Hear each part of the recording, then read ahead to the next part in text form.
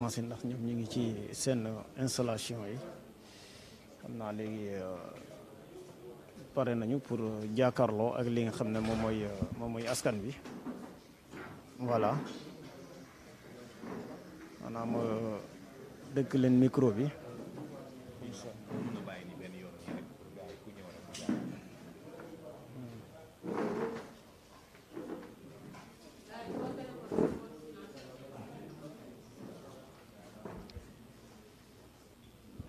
voilà xam naa ñoom léegi mu démarré mu dem teg micro bi ñu mën kaa déglu xëy na après loolu ñu jéem a def benn décortiquer tuuti par rapport ak li mu jot a wax.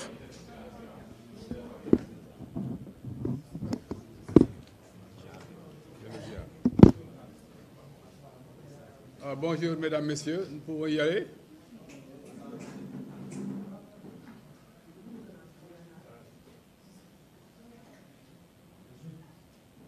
C'est bon? Bien, nous vous remercions, mesdames, messieurs les journalistes, d'avoir répondu présent à cette rencontre. Cette première rencontre avec la presse est aussi une première pour le nouveau bureau politique de PASTEF les Patriotes. Vous savez qu'il y a de nouvelles instances qui sont en train d'être reconfigurées et certainement vous aurez l'occasion dans les prochaines semaines de faire plus ample connaissance avec l'ensemble des organes qui sont en train d'être restructurés et mis en place pour prendre en charge le travail du parti. Cette rencontre avec la presse se tient dans un contexte particulièrement difficile pour notre pays, le Sénégal.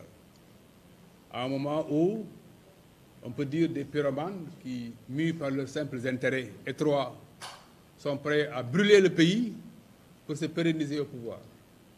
Un parti comme PASTEF, qui est un parti à la fois d'action et de réflexion, ne peut pas rester insensible aux interpellations adressées à l'ensemble des patriotes du Sénégal et d'Afrique.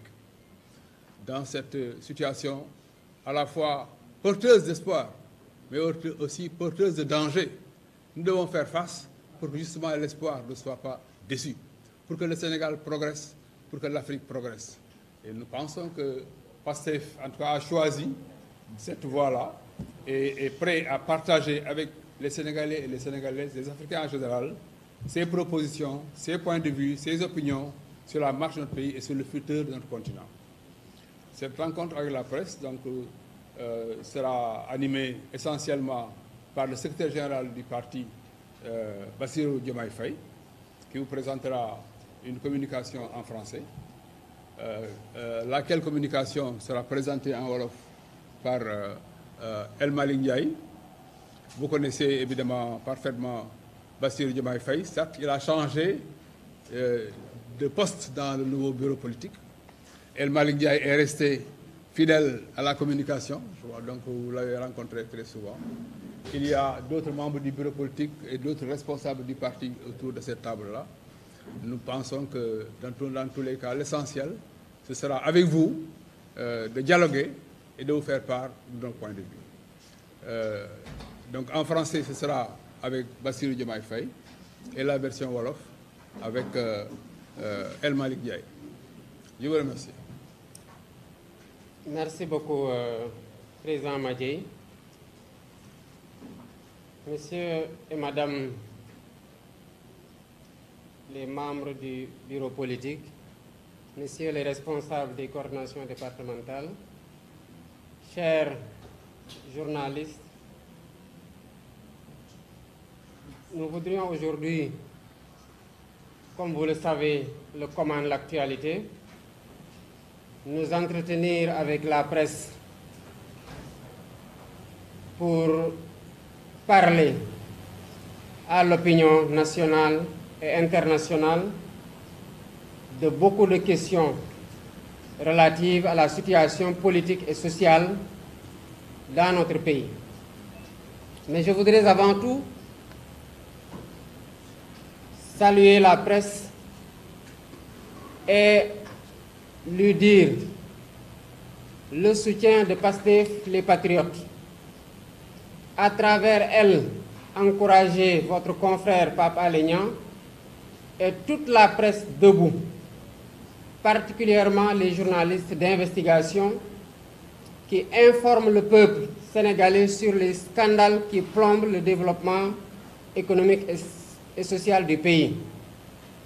Le Sénégal a besoin d'une presse comme ça, d'une presse libre et debout, d'une presse à cheval sur la déontologie journalistique, d'une presse qui fait de la liberté, du devoir d'informer et de la concession du service public de l'information un sacerdoce.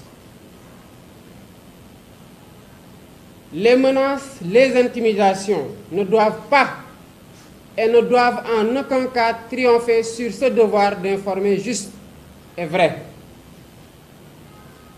Les menaces et les intimidations ne doivent pas avoir pour résultat ultime et sur fond de terreur de bâillonner la presse.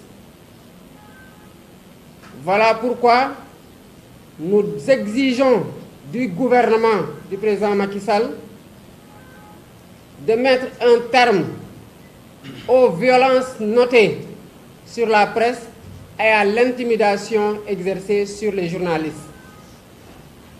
Il n'y a pas longtemps, une de vos consoeurs a été brutalisée et c'est la énième fois que le régime du président Macky Sall se comporte de cette façon avec les journalistes. Au-delà de la presse, je voudrais saluer la résilience du peuple sénégalais face aux conditions économiques et sociales sous lesquelles il ploie. La vie au Sénégal est devenue excessivement chère et les Sénégalais ne la supportent plus. Le peuple sénégalais est perdu devant l'absence de solutions ou devant les fausses solutions proposées par le gouvernement, à savoir des baisses annoncées qui ne s'arrêteront que sur le papier. On se rappelle il n'y a pas longtemps, c'est juste pendant les élections ou un peu avant les élections législatives, le ministre du Commerce avait sorti un arrêté pour fixer de nouveaux prix. Nous savons tous que sur le marché, cette baisse sur le papier n'a pas été suivie d'effet sur le terrain. On se rappelle en 2014, il y a eu une loi sur la baisse sur le loyer. Le résultat, nous le savons tous en tant que locataires. Les bailleurs se sont arrangés pour rompre les contrats avec les locataires, ont reçu de nouveaux locataires et en ont profité pour augmenter le loyer. Donc à la place d'une baisse, c'est une augmentation qu'on a eu comme résultat. Mais pour masquer ces carences et cacher ses limites, à trouver des solutions aux difficultés quotidiennes, le régime du président Macky Sall multiplie les bavures et les bravades, défigurant ainsi le visage jadis envié de la démocratie sénégalaise. On note quoi? On note des arrestations tous azimuts de lanceurs d'alerte et d'activistes pour des délits d'opinion. On en est arrivé au Sénégal à ce qu'une personne puisse être placée sous mandat de dépôt juste parce qu'il a partagé une satirique avec 3 emojis. Les réseaux sociaux sont devenus un terrain de chasse pour le gouvernement. Brimade, brutalisation, comme je le disais tantôt, de journalistes et donc tentative de musellement de la presse debout. À cela, on note ou s'ajoutent les tortures exercées sur les personnes arrêtées, dont certaines, comme nous l'avons noté dans un passé récent, ont perdu la vie en prison avec une confiscation des corps pour refuser aux familles endeuillées l'autopsie et souvent l'enterrement du corps de leur être cher perdu, qu'ils soient mari, époux ou que ce soit époux ou enfant ou frère. Les opposants, sous des prétextes fallacieux, sont obstinément disqualifiés des compétitions électorales. On se rappelle de ce qui s'est passé lors des élections législatives, inédit au Sénégal. S'ils ne font pas l'objet d'une liquidation systématique acharnée, alors même qu'ils ne sont condamnés par aucun tribunal. Il suffit qu'une marche soit annoncée ou qu'ils soient convoqués par un tribunal pour que leur domicile soit quadrillé, bunkérisé, comme s'il s'agissait d'une traque à des terroristes, contre des terroristes, par les forces de l'ordre, de 4 h du matin à 23 h pour le cas le plus récent du domicile du président Ousmane Sonko, sur simple ordre de leur supérieur hiérarchique. C'est-à-dire que ce n'est pas un juge qui demande à ce qu'on limite les mouvements de tels citoyens pour telle raison, mais le juge délivre une convocation et attend que cette personne vienne lui répondre, et son domicile est quadrillé de 4 h du matin à 22 h le lendemain. Pour le cas du président Ousmane Sonko, moi-même, qui suis son proche collaborateur dans le parti, comme d'autres membres du bureau politique, d'autres alliés, nous avons été interdits d'accès sans aucune explication face à cette entrave grave à la liberté de mouvement et de déplacement. Les arrestations et les séquestrations de citoyens se poursuivent de plus belle, sans convocation préalable. Elles sont aujourd'hui érigées en règle. On a vu en 2021 des milices sévir en toute impunité aux côtés des forces de l'ordre. Elles sont désormais institutionnalisées sous le couvert de l'agence de sécurité de proximité rattachée au ministère de l'Intérieur. Autant dire que le Sénégal va à la dérive et nous le constatons tous. Toutefois, ce tableau sombre, d'ailleurs non exhaustif, loin de rendre compte de la force du régime en place, renseigne plutôt sur son agonie. Il n'y a qu'un régime finissant qui se comporte de la sorte.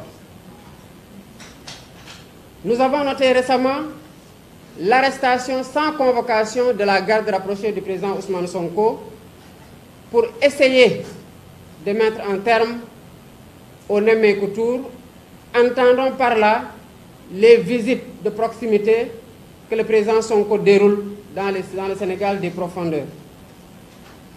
Je voudrais dire ici, au nom du bureau politique de PASTEF les Patriotes, que cette dynamique victorieuse dans la perspective de 2024, à savoir le Nemmeeku Tour, va se poursuivre. Ces visites sobres dans le Sénégal des profondeurs, dans le calme et la sérénité, vont se poursuivre. N'en déplaise au président Macky Sall et à ses souteneurs. Qu'on a noté du début à la fin, avec finalement l'arrestation de sa garde rapprochée, n'y feront absolument rien du tout. Le Nemmeeku Tour va se poursuivre dans le calme et la sérénité. Le Nemmeeku Tour va se poursuivre dans la même dynamique de paix. Mais pour qu'il y ait paix, ou pour que cette dynamique de paix puisse être assurée et consolidée, il faudrait que les provocations cessent.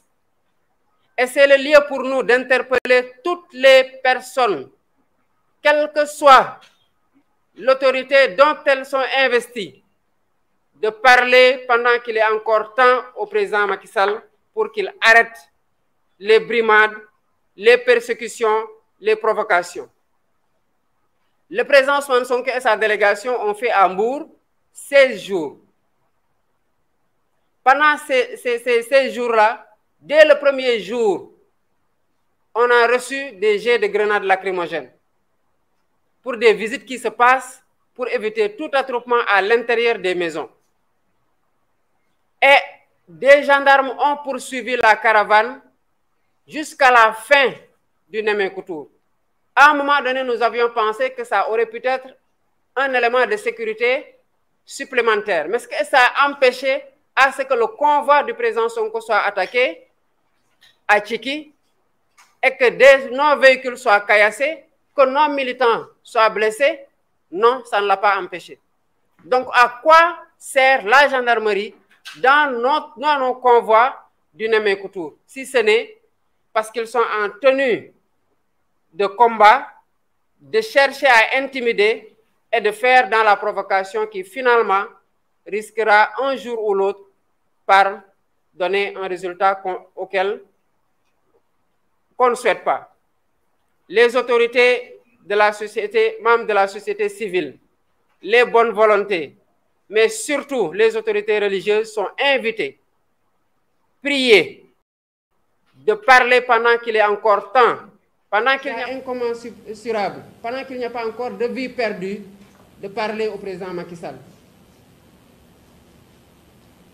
Nous avons remarqué lors de l'audition du président Ousmane Sonko, récemment, le 3 novembre, que l'audition s'est bien passée.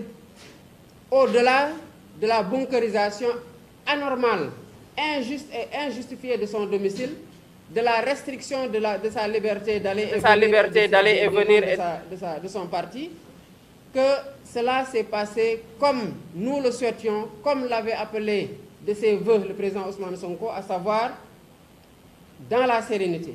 Mais pourquoi il y a eu cette sérénité? Parce qu'on a respecté ses droits fondamentaux. On le rappelle, en 2021, tout est parti de l'entrave de sa liberté de circuler. Au-delà de la bunkerisation, on a cherché à lui tracer un itinéraire non sécurisé où il y avait des nervis. On a refusé de passer par là-bas. On a bloqué son convoi et on l'a enlevé en l'accusant de trouble à l'ordre public. On l'a mis dans une caserne militaire. Cette année, malgré la militarisation outrancière de la capitale et la bunkerisation de son domicile, malgré les provocations, l'audition s'est passée dans le calme et la sérénité, parce qu'ils ont respecté les droits fondamentaux. Tant qu'il en sera ainsi, pour n'importe quel leader de l'opposition, les choses se passeront normalement. Mais quand il y aura déni des libertés fondamentales à un Sénégalais quel qu'il soit, les problèmes surgiront sans même qu'il y ait un appel quelconque. Encore qu'il n'y a jamais eu appel dans le sens où les événements de mars ont eu lieu. C'est le déroulement normal de l'excès de colère de la population qui commençait à en avoir marre des dérives dictatoriales notées depuis quelque temps. Lors de cette audition, le président Ousmane Sonko a établi le complot dont il s'est toujours dit être victime. Au-delà de tout ce que nous savons depuis que cette affaire-là a éclaté, le président Ousmane Sonko a dit avoir mis sur la table du juge des pièces à conviction irréfutables dont jusqu'ici personne ne conteste ni l'existence ni la véracité du contenu. C'est ce dont la justice a véritablement besoin pour dire le droit, mais pas du sang du président Ousmane Sonko dont rêvent certains pour aller voir on ne sait qui. Une chose est sûre, le parti PASTEF, les Patriotes, n'aurait jamais laissé le président Ousmane Sonko donner ne serait-ce qu'une demi-goutte de son sang à des personnes qu'il accuse, preuve irréfutable à l'appui, d'être impliquées dans un complot visant à le liquider politiquement. Et il ne le fera jamais. Si la justice veut une manifestation dans toute sa splendeur de la vérité, du complot en cours, au-delà des éléments qui ont fini par fonder l'intime conviction du peuple sénégalais qu'il a défendu vaillamment et la sortie des griffes du monstre, il n'y a qu'à déclassifier le rapport que le président Ousmane Sonko dit qu'il le disculpe totalement, qu'il dit avoir mis à la disposition du juge. C'est dans cette logique d'ailleurs que notre parti, PASTEF les Patriotes, a saisi l'Assemblée nationale pour demander que ce rapport-là soit déclassifié et mis à la disposition du peuple sénégalais qui a besoin de savoir. Parce que quand même, combien de dégâts et de morts n'avons-nous enregistrés en raison de ces événements-là? s'il peut être établi par la déclassification du rapport allégué que le complot est vrai, est vérifié et que les personnes qui sont citées sont réellement impliquées, aucun secret ne doit entourer le voile, aucun voile de secret ne doit entourer ce rapport-là et qu'il ne soit pas mis à la disposition du peuple sénégalais. Et l'Assemblée nationale doit agir dans le sens de demander la déclassification du rapport et de mettre en place une commission d'enquête parlementaire. Pour nous, elle est inévitable pour situer les responsabilités et sanctionner les comploteurs qui, par leur vile action, ont causé la mort de 14 jeunes Sénégalais, sans compter les dégâts matériels et les amputations.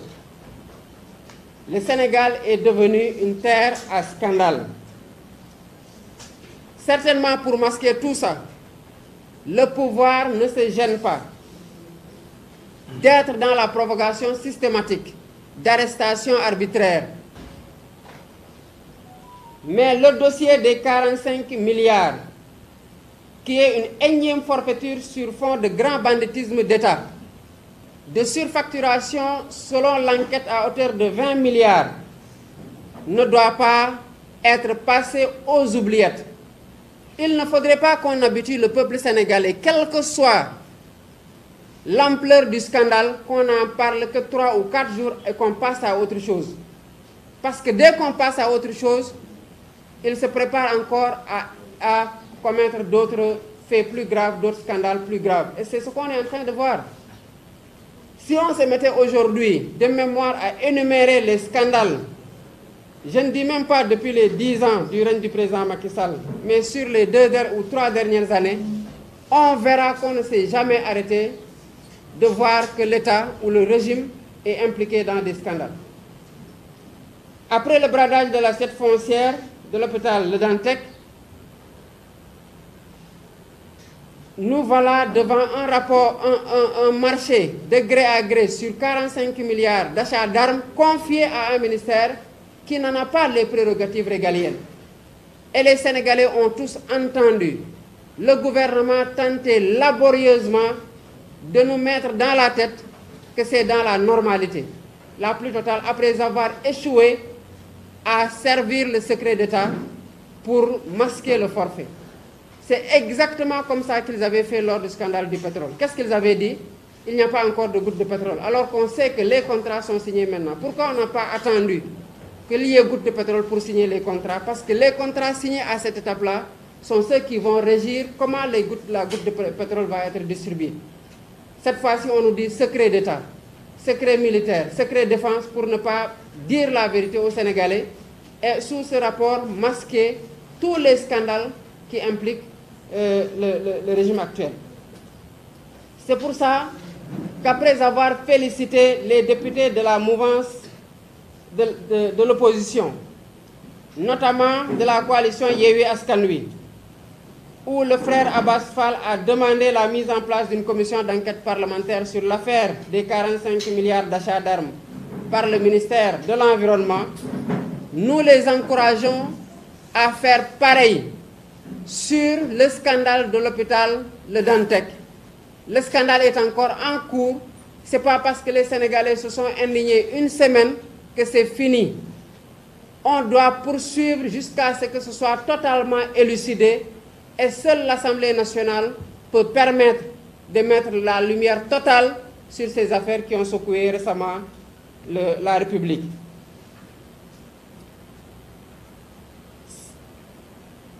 Au-delà de cette question-là, nous notons que de plus en plus, beaucoup de souteneurs du président de la République, malgré tout ce qu'il a dit en tant qu'opposant luttant contre le 3e mandat, après avoir été président de la République, après avoir interprété avec rigueur les dispositions constitutionnelles, après avoir pris l'engagement de respecter la Constitution telle qu'on l'a tous compris et votée, avant même 2016, mais surtout avec le référendum de 2016, les voilà qui, un par un, commencent à encourager le président Macky Sall à aller dans le sens de la déclaration d'une 3e candidature.